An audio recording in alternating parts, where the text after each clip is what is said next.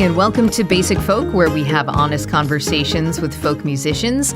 I'm your host, Cindy Howes. Hi, thank you so much for joining us today. Before we get into our guest today, I'm very excited about Melissa Carper. Wanted to let you know that you can stay in touch with us by signing up for the Basic Folk newsletter. We send out a once a month email blast to let you know what's happening with us, and you can sign up for that right now at basicfolk.com. You can also follow us on social media at Basic Folk Pod. We're a listener-supported podcast, and if you're listening to this episode in real time, we are in the middle of our fall fundraiser, and we're asking you to make a contribution and help support your listening. It does not take a lot to make a difference. You can go to basicfolk.com and make a contribution right now. And thank you. Okay, Melissa Carper, upright bassist, singer, and songwriter Melissa Carper has been playing in bands since she took up the position of bass in her family band at the age of 12.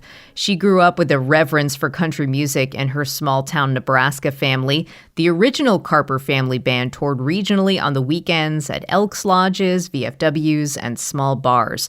Little Melissa made $50 a gig, which allowed her to take her friends out for dinner and gave her an early sense of what it was like to be a paid musician. She attended school for music, but ended up leaving 2.5 years in and began her rambling. Melissa's lived in Nebraska, New York, Alaska, New Orleans, Arkansas, and Austin, just to name a few. She usually has stayed around a place for a couple of years until she moves on. Along the way, she's formed many bands like the new version of the Carper Family, Sad Daddy, and the Buffalo Gals with her partner Rebecca Paddock. In recent years, she's been releasing albums under her own name, which is strange because she does not like being the center of attention. Her writing is filled with humorous quips, even though she claims to have a slow wit. Her classic country sound is unique in that her writing is sharp, her delivery is relaxed, and her voice is unreal. She spent a lot of time studying the voices of Hank Williams and Leadbelly to develop that honeyed yet raw sound. Melissa Carper is the real deal. Go check out her new album, Ramblin Soul, and enjoy our conversation. Right now, we're going to check out a version of this Odetta song she has on the new record. Hit or Miss is the track, and then we'll get to our conversation with Melissa Carper on Basic Folk.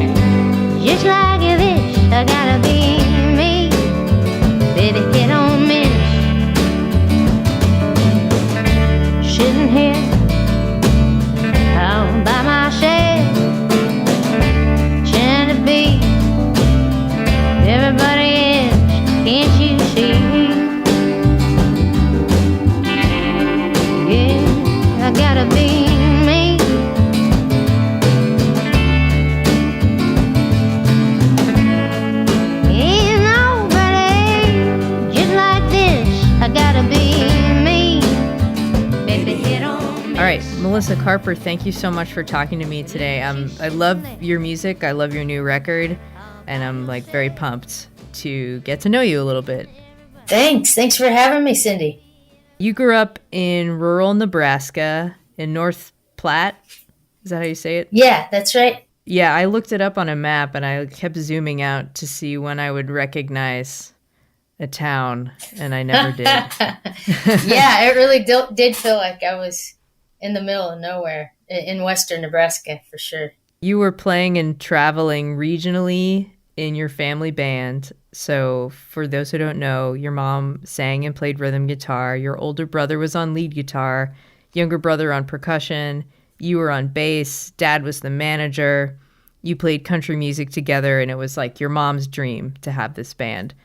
So you played in this band when you were 12 years old until you graduated high school.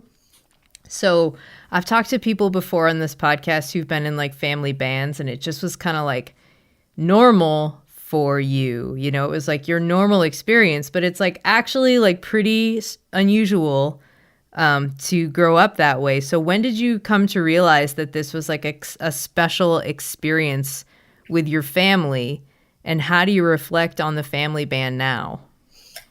I guess when I was young, I realized, none of my friends were doing it. Nobody. So I did know it was a little bit unusual.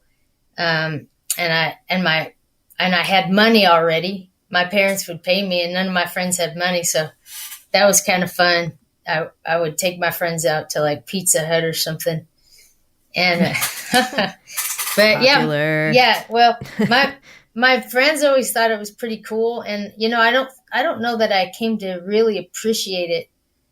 By the time I was in my 30s, I was like, wow, that's pretty cool. I got to grow up with that kind of background and, really realize how much influence my parents' music and had on me, like the music they listened to and also the music we learned how to play. Sorry, that's my dog, Georgia. She wants a walk. How did playing together in your family band help nurture your relationship with your family? And then how does playing with people now continue to nurture your relationships? Yeah, that's a good question. There's definitely something special about how music can bond people, and I guess bond you with your bandmates and with your family. And as far such a long time ago, it's hard to like look back and Georgia. Shh, I'm so sorry. I can Georgia, go lay down. Go lay down. She's very stubborn right now for some reason. But I can say, now having been in lots of different bands with lots of different people, it kind of feels like those people become your family. You have been in many ensembles during your career. So there was the original Carper Family, and then a newer group that you had that was also called the Carper Family, Sad Daddy, the Maybells, Buffalo Gals, and like many more that I probably don't know the names of. But how did the way you like learn to be in a band, and I'm assuming like you learned a lot of that stuff from your family band, like playing together, touring, connecting with others. How did that impact the type of bandmate you are? Well, I guess what, one thing that is cool that I got to learn how to sing harmony when I was young. We would practice, our family would practice, and we would work out harmony parts to some of the songs, not all of the songs. That's something that I think is really cool to learn when you're young, because I think it's a little harder maybe as you get older to learn it. And it's kind of always been a crucial part of any band I've been in, to work out the harmony singing. And it's kind of one of my favorite things to do, really. So we used to play gigs that were 4 hours long. We played from 9 to 1 in the morning. And yeah, I know. And my little brother was younger than me. He was like, maybe 8 or 9 when we first started. So I don't know. I think just I must have built up an endurance back then for it. And I don't know. It's kind of hard work even after the gig's over. You're loading up the car and driving home, and it's kind of exhausting. So I don't know what kind of bandmate I've become. I guess just like, I enjoy rehearsing, working out arrangements and harmonies, and it's also, really important that everyone in the band kind of contributes in other ways to all kinds of stuff to be done. So I guess that I've always been that kind of a bandmate as well. You were also talking about earlier about how your parents would like pay you for these gigs. Like you'd make at least $50 a show. And then you were talking about taking your friends out to eat and having money when you were a kid. So with this in mind, as someone who's like basically always been paid for, I'm assuming like basically been paid for gigs, how did that help shape your value as a performer when it comes to like being paid and making money as a musician?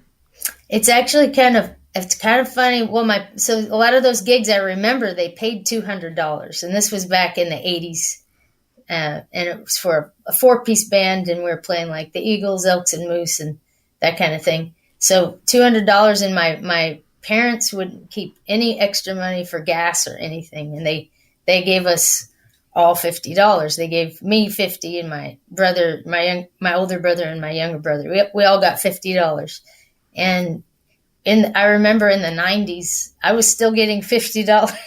So I was like, wait a second, when does the wage go up for this job? You're like, never. Sometimes never. So sometimes, well, actually, I mean, I've had it go down before, depending on the town you're living in. Some towns, the gigs don't pay that great because there's so many musicians that want the gigs, and moving from, so down here in Texas, which is one of the reasons we came back here, the gigs really pay pretty good, and you can also get a lot of private parties and extra things. But moving from so we moved from Texas to Arkansas, and that was a bit of a pay cut. And then from Arkansas to Nashville was actually even more of a pay cut. It felt like, initially there, at least the types of gigs we were getting didn't even pay $50 each. It was more like, well, we got to play. We can't just stop playing. So we'll make what we can get. Is that just because Nashville is like oversaturated? I think that's a big reason for it. And anytime you first move to a music town, especially if you don't know a lot of folks, it can take a while before you're getting the better gigs. And but yeah, I'd say probably a lot of the venues do take advantage of the fact that there's so many musicians that want to play there. Yeah, unfortunately. Which town pays the best? Well, so far of all the places I've lived, Austin, Texas is, all right. Yeah. Okay. Yeah, but I mean, I've only lived I've lived up in Arkansas and in a few, well, I've toured all around Arkansas, so I know, the different areas up there. And then Nashville I've lived in. I did live in New York City briefly, and the gigs didn't pay that great there either, so. Growing up, country music was revered in your house, and it sounds like there's a great record collection going on there. How do you think the way that music was treated in your house has impacted the way you listen to and appreciate music? Yeah, so growing up, my dad loved to put on records all the time. I'd say even though it was my mom's dream to be in a country band, and I'd say my dad was like this super music fan appreciator. Yeah, I just was lucky to always have music on. And I do remember when I chose to put a record on, like I loved to listen to Hank Williams and Patsy Cline. Those were my two favorites that my parents had that I would put on all the time and just, kind of really just take it in, just listen and absorb it. I went on to, discover a lot of music my parents didn't listen to after that. And I'd say I spent a good deal of my 20s like going to the libraries and taking records and CDs home. And I did something you're not supposed to do, and I dubbed them onto tapes, because that's that's how I usually listened to music back then, was on a tape player. I did that for many years, and then when I went to school in Lincoln, Nebraska to study the upright bass, I was studying classical music, and I spent a lot of time in the music library there. Oddly, the last maybe even 20 years of my life, or 15 years of my life, I don't listen as much to music. Like I actually like to have peace and quiet.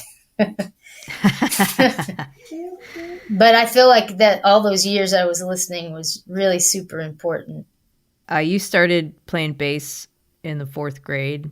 You got to choose it out of the options in the string program. And I read that you always got a big car so that you can fit your bass in it. And I've also read that you're pretty shy and don't necessarily like too much attention, which interviews must be fun for you. like you'll play side stage on bass even if you're singing lead. And it seems like the upright has been a great companion to you and, helped shape who you are. So can you talk about your relationship with that instrument? Yeah, I feel really lucky I got to start on bass, on the upright bass in particular. I did play electric bass in the family band because we didn't know how to amplify the upright bass. And also, it would have been really hard on my little fingers to be playing upright bass for 4 hours. So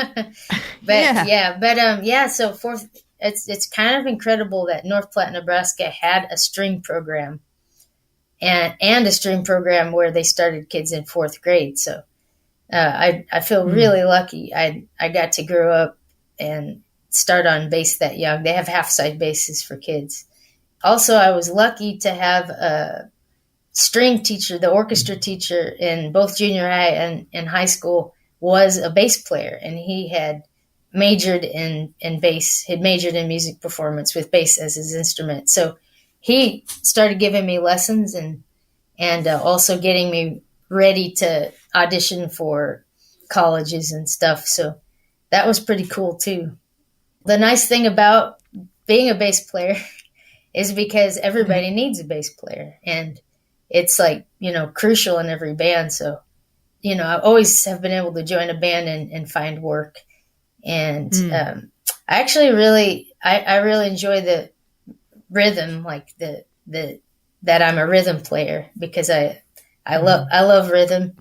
And it's just been a really fun instrument to be able to play, and I'm also glad that I'm doing something a little different, I suppose. Than I've been doing some rhythm guitar as well. Like when Rebecca and I, when we have our duo, the Buffalo Gals, I'll play guitar some and she'll be on fiddle, and then she'll play guitar some and I'll be on bass. So, and then I've learned a little clawhammer banjo too. I love clawhammer banjo, but that's cool. But yeah, I've always felt super fortunate. I started young on bass, and I'm not sure why I chose it, because I was so little. It might have been my parents' influence too. Like, hey, we need a bass player in the family band.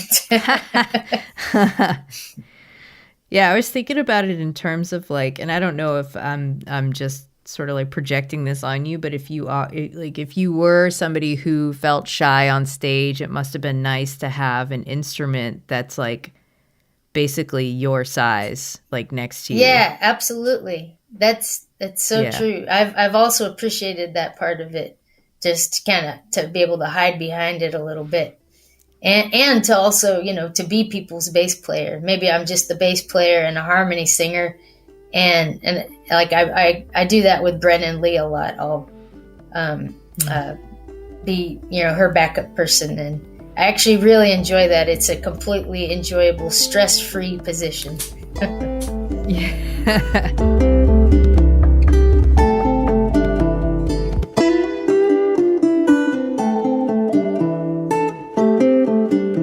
You talk about how your singing voice was shaped by classic country music, jazz, and blues singers like people like Jimmy Rogers, Billie Holiday, Leadbelly, just to name a few. What was it like to develop your singing voice, which sounds a lot like remarkably like your speaking voice? I think the other day was the first time I watched a video of yours on TikTok where you were speaking, and I was like, wow, this is like your speaking voice and your singing voice are like so satisfyingly similar. But what was it like for you to develop your singing voice? What do you like about where you're at with it now? Yeah, I feel like my voice keeps changing and developing, as you get older, of course it does. But what I would do back when I was, I actually had decided to learn a bunch of old country songs to busk on the street. This was when I had dropped out of college. And I started sing some buskers, and I was really attracted to the freedom of that, of how that looked. So I was like, well, I have to learn more songs, I have to know all the words, because in the family country band, my mom would sing a lot of them, and so would my brother John, and I sang lead on a few. So I just, at that point, when I was like, in my early 20s, I would listen to a bunch of Hank Williams and Jimmie Rogers songs, and I would try to, for some reason, I was really obsessed with trying to phrase like they phrased. So I would this is still tape player days for me, and I would listen to just like 5 seconds of Hank Williams singing, and then I'd press stop, and I'd try to sing it just like he sang it, rewind, and I kept doing that over and over and over to try to phrase like they were phrasing. And also, I think to try to get some of that same vocal quality as well. When I discovered Leadbelly, that I loved Leadbelly, he's somebody that I really tried to copy his vocal tone, and I felt like because he had such a huge, deep voice, so much to it, and I was like, felt like my voice was kind of thin at that point, so I would just try to really imitate, the tone, the type of tone he got, and I felt it without ever taking voice lessons, because I've never taken any. I felt like that really opened up a part of my voice, trying to get that particular sound. So, oh wow, yeah, a lot of your writing combines sadness and humor, as like a lot of the classic country music that you grew up listening to. It kind of does that as well. You do it so well. Why does that combination work in songs, and what do you think is the connection between sadness and humor? Yeah. At first, I don't know if it was like a conscious thing I was doing or not. Writing songs that were sad and then funny at the same time. I think definitely what I noticed after I was doing it is that I think that when you get people to listen, draw them in, get them to laugh at a little something, then they're drawn in, sort of emotionally. And then all of a sudden, like if it turns a little bit sad, they're right there with you too. I know John Prine does that a lot too, and I love his writing so much. I feel like he really knows how to draw you in emotionally. Yeah, it just seems to work. The combination of those two. I wrote a song called "My Baby Don't Like Me No More," and it's obviously kind of a very sad situation to be in if you're in a relationship and the person you're with doesn't like you anymore. But the song is funny, so I think it kind of helps you also get through the sad situation if you can kind of make light of it a little bit. Yeah, I don't know you as a person at all, but just from, and I've read people say that like you're very funny, and I feel like you're like the kind of person who, if something, even if like a phrase is not funny, like you have the type of like comedic delivery that would make it funny, because you do it in your songs like all the time. That you know something, you'll just sing something and it's not supposed to be funny, but I'm like, this is hilarious. Like, I don't know. But yeah, I'd love to know a little bit more about where you get your sense of humor from. I guess growing up, my dad had a great sense of humor. He was always cracking jokes and kind of like making himself the butt of the joke a lot of times too. We would, as a family, we watched a lot of comedy movies, and yeah, I think just humor was a big part of growing up. And I've had a lot of great friends with great senses of humor, and I don't know. I think that's one of my pleasures in life is being around somebody who's funny. And for me, writing is I feel like I don't have like a quick wit. I have kind of a slow wit. So if I can write something that's funny, if I can take the time to formulate something that's funny, then that's what works for me. How would you classify slow wit? Well, I feel like I can't think of anything funny to say right off the bat. Like some of my friends are just so quick on the draw, like to be to say something funny, and I don't know, a quick kind of response, and I feel like I just don't have that. Like I have to think about it. So, what movies would your family watch growing up? The funny movies. I remember one of the first ones that I remember watching as a family was Tootsie, and we watched that several times. I actually saw that in the theater even when it was coming out. Whoa. Yeah, that's how old I am. And then like Monty Python, Holy Grail, we watched that a lot. When Harry Met Sally, I guess that was a little later. A lot of like sitcoms too we would watch as a family, like Family Ties. I don't know if you remember that one.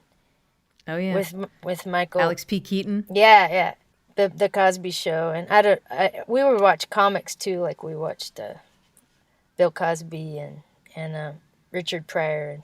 Man, we also listened to a ton of Bill Cosby, and I mean, I'm like done with Bill Cosby now, but like when that news first broke, it was like incredibly heartbreaking and sad. For sure, it's so hard. I mean, the image that he portrayed was so completely different. It was really hard to. It's like very manipulating, and just I feel like so deceived. Yeah, I know. You've classified yourself as a Ramblin Soul, which is actually the title of your new record. You've moved to many different places over the years. Just to name a few: Nebraska, New Orleans, Austin, Nashville, Arkansas, New York, Alaska, and more. Can you talk about the first time that you moved, which I think was from your hometown of North Platte to across the state in Lincoln, Nebraska? Like what that move was like for you and what it's like for you now. How has that process evolved for you? Yeah, I know it was super exciting, of course, to leave home for the first time. I had been given our family van, the 1980 Dodge van, so I got to move everything in that van. I had lived a really sheltered life in North Platte, so just to get out, and Lincoln, Nebraska was a really big new world for me.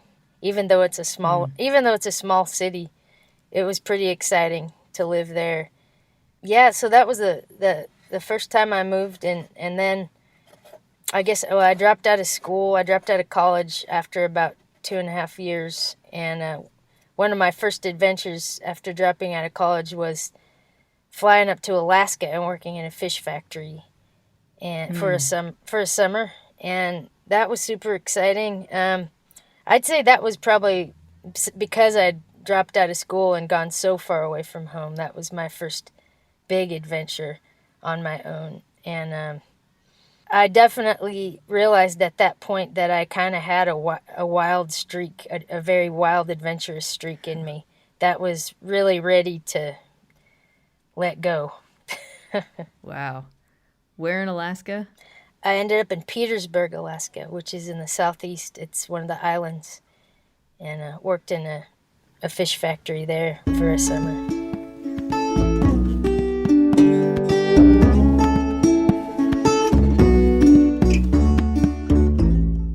You actually came out when you were in Eureka Springs, Arkansas.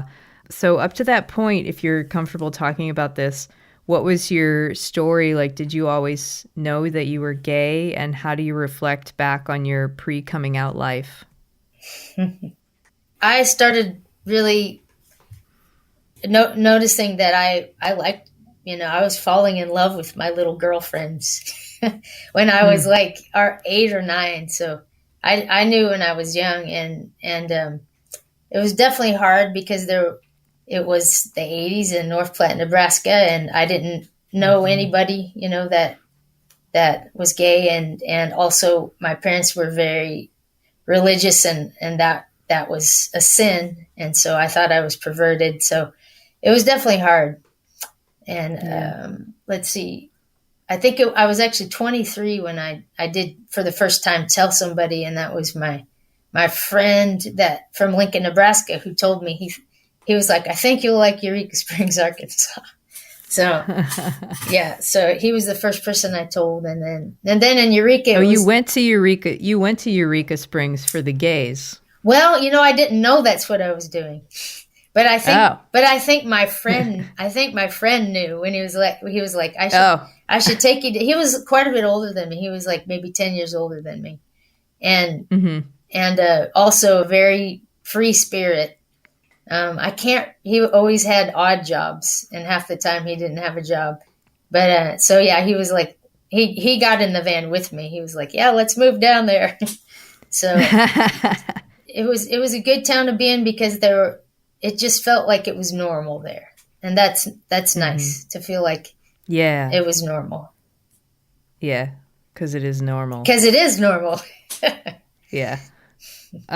You've written about gay stuff. You've Yes, I have covered some gay themes on some of your songs. Like on your first album, you have the song "Christian Girlfriend" about being raised religious, where you were taught that it was a sin to be gay. And one message in the song is that you can be a Christian and you can also be gay. So can you share how you were able to come to that conclusion? I don't know if you identify as Christian, and also how it feels to write about two things that seem like so personal but wouldn't normally go together. Yeah, so maybe when I was writing the song, I didn't even realize that. Yeah, no, I think I did realize, like, hey, you can be Christian and be gay. I'm sure I realized that at that point. That's actually an older song for me. I think I wrote it 20 years ago or something. I identify as a spiritual person, and I sort of identify as a Christian because I believe in Jesus Christ, but I don't. I believe a lot of what was written in the Bible is probably not that accurate, but yeah.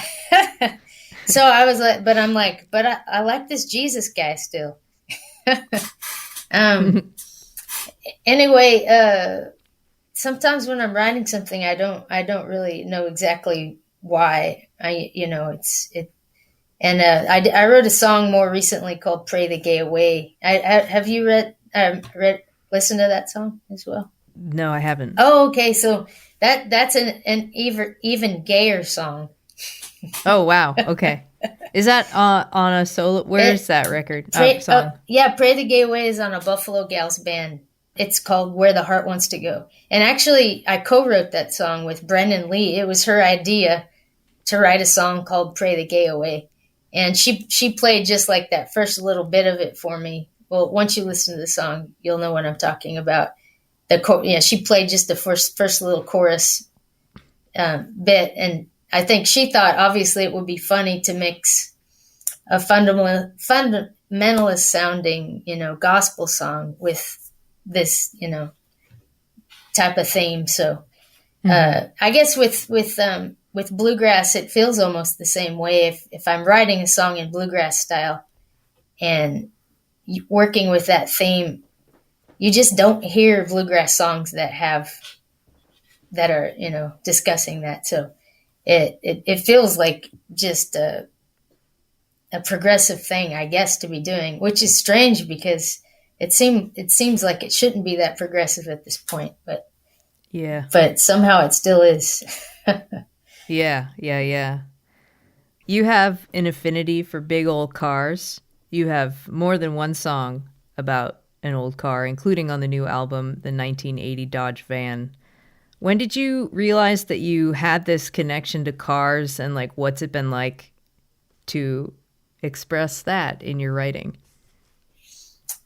It seems kind of funny to talk about cars after we were just talking about how profound it is to write about being gay in a bluegrass song. But listen, that's my question. That's what I want to know. No, I love this question. Before I wrote 1980 Dodge Van, I've written a couple other car songs, and the first one was my old Chevy van, and that song's on the Daddy's Country Gold album.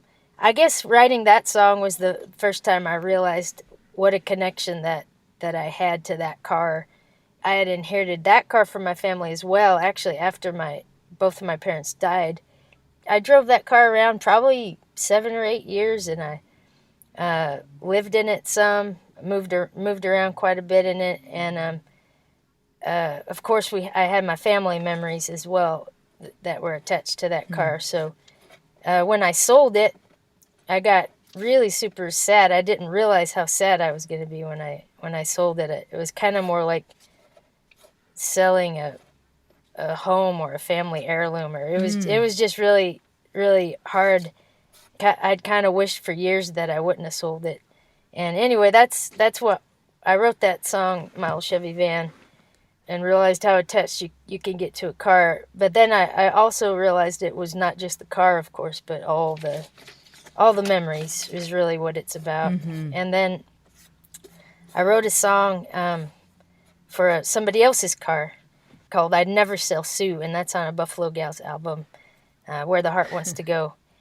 And have you heard that song, I'd Never Sell Sue? Yeah. Oh, okay. Yeah. So that was for this gal's 1972 Ford pickup that we were driving around in it just a little bit. Mostly it just sat on the farm, and she had a big new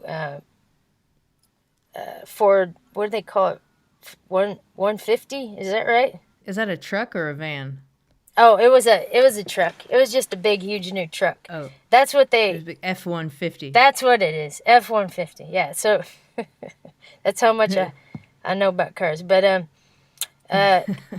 yeah. So they were driving around this big new Ford truck, and then the other truck, Sue, was mostly just sitting on the farm, and they would take the garbage to the dump in that truck, and Sue. But anyway, she said I'd never sell Sue, and when she said that, then I thought, well, that's a song. I've got to write that song, and it was kind of my way of making it better that I did sell my Chevy van. So at that point, I had 2 car songs under my belt, and I guess I just kind of challenged myself to write a song about the '80 Dodge van, just because I also had a lot of old memories and connections with that car. So, and I like the way that the '80 Dodge van song turned out actually to be a pretty happy, high energy song rather than a sad song like the Chevy van song. You're on your 3rd record release as a front person, and you have overcome shyness in a lot of ways, but you've never really wanted to be a band leader. You had to push yourself out of your comfort zone in order to go for that position. But why were you moved to actually do that, to push yourself out front, and how have you found all this attention? I feel like I never really intentionally even did it. I don't really want to be in the front still, but when I made Daddy's Country Gold, I guess getting the response that I got for that album, and then I realized that I was going to need to do some Melissa Carper shows, which I really haven't done that much. I've mostly done shows with my bands like Sad Daddy and the Buffalo Gals band, and which are my current bands, or I'll back somebody up on bass like Brennan Lee. I also play with Brennan and Kelly Willis in a trio, and then where we all trade songs, which is kind of my comfort zone, it being in a band where we all trade songs. But I guess making these albums that are Melissa Carper albums, I'm realizing I need to play Melissa Carper shows. So it's still not something I really want to do. I just feel like I have to do it now. And I'm hoping that the more I do it, the more comfortable I get with it. Fake it till you make it. Yeah, exactly. The title track on the new album, Ramblin Soul, the thesis, I feel like you said this, and this is kind of like the thesis of the song. If something isn't working for me and making me happy, or it seems I've gotten in a rut somewhere, then I move on to whatever the next thing is that feels right, or I get out of town for a bit to try to find some new inspiration. So it seems like you and Rebecca are sticking around Bastrop, Texas for a little bit. So what can you say about establishing and maintaining routine and remaining grounded in one place? Yeah, we've been back in Texas now for 2 years, and it's been really nice. Is that a long time for you to stick in a place?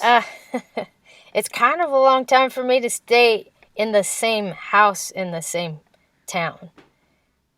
Strangely, yeah, because even in Nashville, we were there 2 years and we moved one time. We probably lived about a year in each house we were in. And then in Arkansas, we were there 3 or 4 years, and we probably moved 3 times to different houses.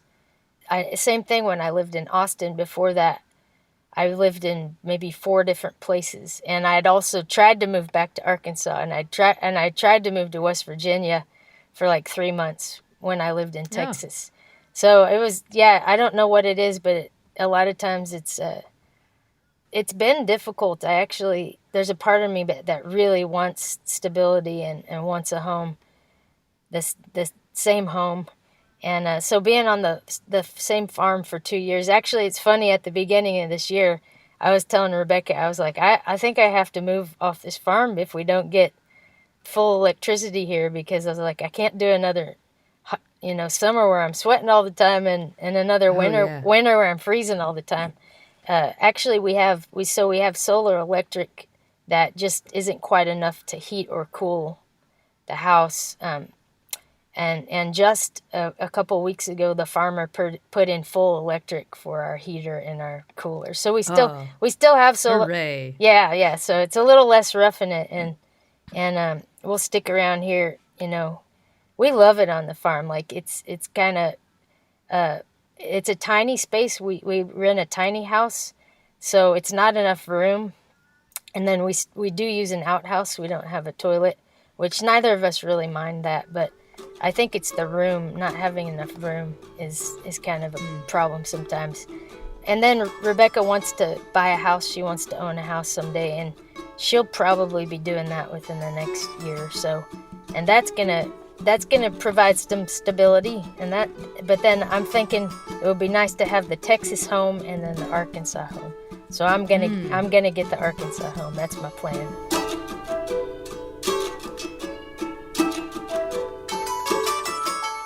The song Ain't a Day Goes By was written in 2014 after your dog Betty died, and you said it was difficult to go through my dad's death, then my mom's death, and then you basically lost your younger brother to severe mental health issues. Personality is completely different now. And you said Betty's death crushed me because she had been through it all with me. We truly love dogs and we love animals on Basic Folk. I'd love to hear about your experience with animal companionship, what it means to you, and how do you try to live up to what animals give us? Yeah, so this is perfect because everybody's probably been hearing a little bit of Georgia Peach in the background. But yeah, I feel like I'll probably always be a dog owner, and I'm a dog person. I love cats too, but I'm allergic to, like, I don't know, probably at least half cats. So I'm always scared. You're just not trying hard enough. I did take 2 cats in one time, and I started getting asthma with them living in my house. So I did try. I felt like when I couldn't breathe anymore, that's when I should give up. But I do love dogs, and I think just the type of unconditional love that they give you, and I think the fact that they don't speak. I mean, they do speak. I feel like I can tell. I think they are very telepathic, and they can sense a lot. I don't know what else to say. I love dogs so much, and I've been lucky to have a couple really great dogs too. Yeah. There's been some very good dog songs this year that have come out. Oh, nice. Yours included. Maya DeVitri has a one on her record, and Amy Ray has one, and Steve Forbert had a good dog song. Cool. And Melissa Carper. Oh, thank you. I've got other dog songs that I have not recorded. I wrote one called You Dog. Which is kind of from the dog's point of view, about you coming home smelling like other dogs. So, yeah. Plot twist. Other dogs that you've been petting. And then I wrote a song with Brendan Lee recently that is about dogs. It's called When My Dog Didn't Like You. But yeah, I enjoy, I know I have more dog songs too. Yeah, I wrote a song for Betty. It's called Betty Boo. Yeah. So that song I wrote for her when she was still alive. Well, before I let you go. Will you do a quick lightning round? What? Sure. What is that? Well, it's when I ask you lighthearted, fun questions about yourself, and we have quick answers, quick back and forth. Okay. Q&A. I'll give it a try. All right. I'll give it a try. Okay. First question. Without thinking about it too hard, what color is your soul? Blue. What is your least favorite household chore? I'm not supposed to think very hard. I think I don't like to do the laundry. Oh, well, I do. I'll come over and do everyone's nice. laundry. Which would you prefer as a friend, a sheep or a goat? I've heard that sheep are easier to handle, like, over the course of their lives. Baby goats are just so freaking cute, though. I mean, baby sheep are cute, too. Since I've written a song about goats, I'm gonna say goat. Who is your celebrity crush? Celebrity crush? Oh, gosh. Well, the first person that popped in my head was Norah Jones. Solid. Thank you. What is the best gas station delicacy? Oh, that, let's see. There's not much I can eat from a gas station. Okay, this is supposed to be lightning. I'm gonna say pistachios. Okay, that's a good one. What is your most useful non-musical skill? Starting a bow drill fire. All right, last question. Where's the most beautiful place you've ever visited? Alaska. Nice. Cool. Melissa Carper, thank you so much for taking the time. It's been so great to get to know you and talk to you, and I love your new album. Congratulations. Thank you so much, Cindy. Appreciate it. It's been great talking with you. This episode of Basic Folk was produced by me, Cindy Howes. Alex Stanton composes our music. Basic Folk is on the Bluegrass Situation Podcast Network. You can find all of our episodes there. You can search for Basic Folk on the SiriusXM app. You can check out our website, basicfolk.com, or you can listen wherever you get podcasts. Thanks for being here and making it all the way to the end. And if you like this episode, share it with a friend. We'll talk to you next time. Thanks. Bye.